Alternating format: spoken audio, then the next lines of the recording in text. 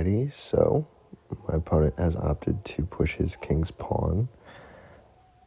So I like to challenge that early, because if he attacks me on the d file, I'll ultimately end up controlling that.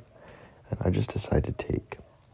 Now here, briefly, you'll see me move my bishop. I'll just kind of rewind there because ultimately I wanted to make sure, can I take his bishop for nothing? I knew that I couldn't do that with it on the corner there because his knight would have taken it, so I got lucky there. Now here, I'm given a little bit of time to realize that that would not be probably the best move. It's a sacrifice, and I would have to look into it really and think about that. But here I'm just, using two moves to strategically attack his queen here. And one thing I love is when you're playing quick chess, people just don't have time to calculate absolutely everything. I mean, they do have the time, but will they use it?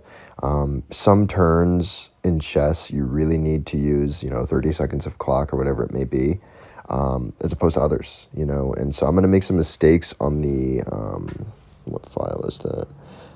I'm going to make some mistakes on the H file and on the G file this game with my rook and my knight. But here, I take the time, like I said, to figure out what was probably the best play in the position. So moving my knight there to f2 in order to take advantage of that fork. So picking up a free rook here. Now I'm up in material. I've got a queen on him. I've got a rook on him. And I'm looking for my opponent to concede. Now, just as a rule of thumb and, for future reference as well, guys, if I ever say anything to my opponent, really what that is it is just me trying to get them out of their element and not thinking about chess and thinking about anything else. Now, here, I could have done a lot of different moves here. Ultimately, I think I went way too slow and trying to control the mid, but we do end up making up for it because our opponent is a little bit slow to see it. But giving up a pawn in the middle and the center actually would have given him center control for a little bit. Now, granted, there were definitely plays. I mean, he still even got his C pawn, so I got pretty lucky there. But here are some of the mistakes that I made. Like, I should have just taken, I think, right there. I think that probably would have been good, and then I actually could have moved my my knight to the f square afterward. But ultimately, it does end up working out here. We're trying to force a checkmate.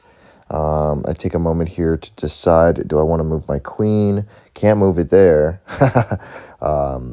So opting to go against their knight here because I don't want their knight to push up. We are protecting the two. Well, I guess there's 3 squares where the knight can move now, right? Because he just moved his pawn. But we're ultimately just going for that king. Trying to force something here. So as you can see, I am hunting him down. He's now forced in the corner here. And you're going to see a really cool pawn play coming up here. Look at that. Forcing the check. He can't take the rook. So he can really... He has one play. And now that gives me the opportunity to put my queen into the position.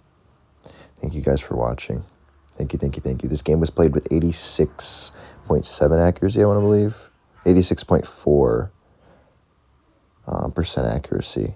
So, looking back, my first time, I thought, maybe not the best plays, but almost 90% accuracy.